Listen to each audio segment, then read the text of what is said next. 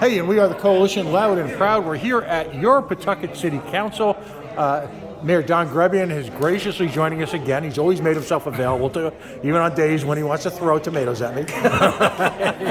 But congratulations, this is a big night in the city. You've got a new budget. Yep. How many budgets have you done? I was thinking about that. As Councilman Moran said, he did 32. This is my 13th as mayor, and I had 11 as council. So, 24 years, 24 budgets for a long time. So, and it's an important process. What are you happy about? What are you excited about? Listen, I would have been much happier if we could have done it with a 0% increase for the taxpayers, like we've done in the past. But we have some legitimate cost increases, right? Especially with the schools, and I mean that respect the debt service that comes on.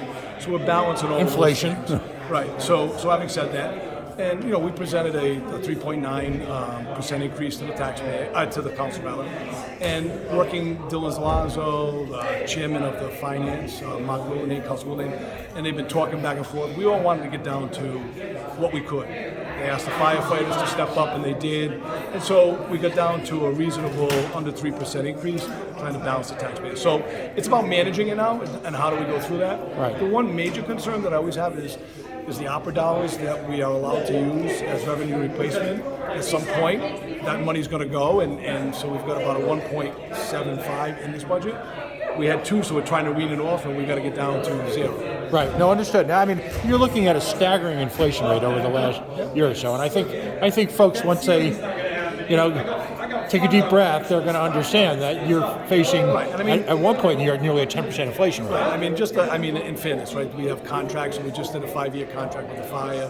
We have contract negotiations coming up with teachers. So with the police department, the school departments have teachers. So there has to be some increases. They've earned that. So it's how do you balance that, right? They want as much as they believe they deserve, and we want to protect the taxpayers.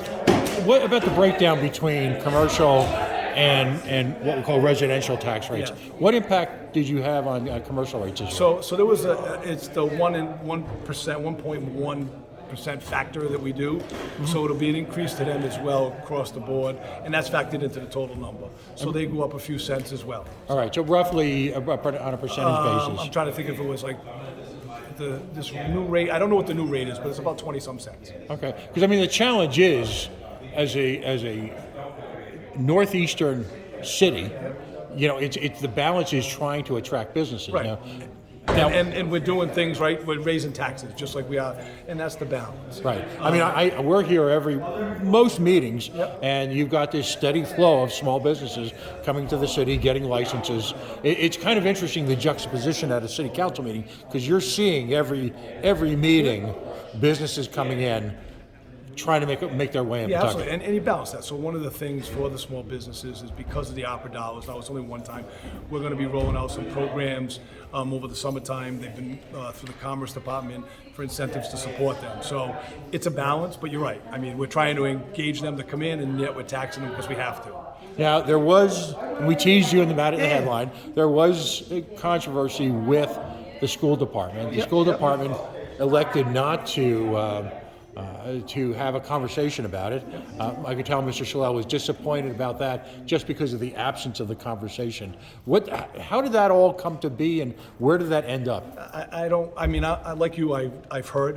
While you were there, I didn't watch that. So you talk about on the schools, right? They made a couple of motions. One was to deny it, and one was to accept it, and then there was no seconds. I think it failed. Mm-hmm. The downside is it was really irresponsible on their part, because the $500,000 that the council, with the support administration, made the changes. Mm-hmm. That $500,000 would have been in their budget perpetually, and so the $1 million that people were asking for we're asking back is for them to pay a debt service payment on some of the costs.